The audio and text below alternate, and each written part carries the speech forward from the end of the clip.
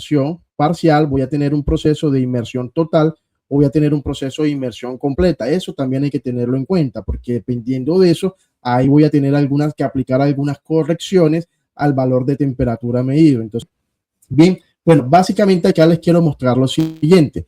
Digamos que en este proceso yo tengo que una probeta y tengo agua líquida y yo necesito, para determinar la densidad del agua, pues necesito medir la masa del líquido y necesito medir el volumen. Con esta báscula que tengo acá, pues o esta balanza analítica, perdón, yo mido acá la masa del líquido.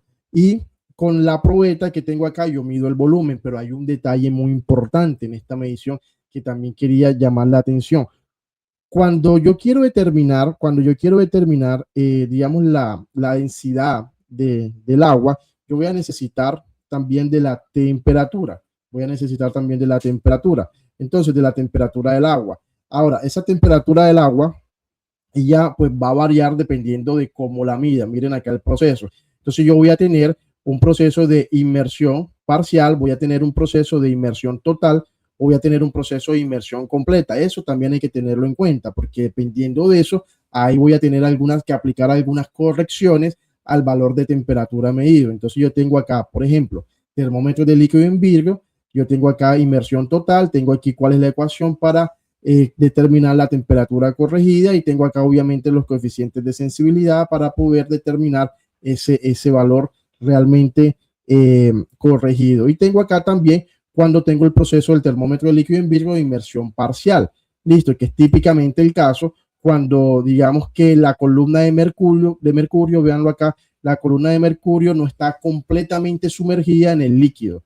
En el caso de la inmersión total, la columna de mercurio está completamente sumergida en el líquido y en el caso de inmersión completa, todo el instrumento está completamente sumergido en el líquido. ¿Qué impacta eso? Pues básicamente el mercurio es un metal y al tener contacto con el aire atmosférico y con el líquido hay un proceso de transferencia de calor por convección, donde se tiene un líquido en movimiento, que sería el agua, y donde se tiene un fluido en movimiento, que sería el aire. Entonces se produce digamos, el mecanismo de transferencia de calor por convección a los alrededores y en el interior de la pared, como digamos, el aire o las moléculas de aire que están adheridas al vidrio del termómetro se encuentran con velocidad cero. Entonces en la pared exactamente hay un mecanismo de transferencia de calor que se llama conducción.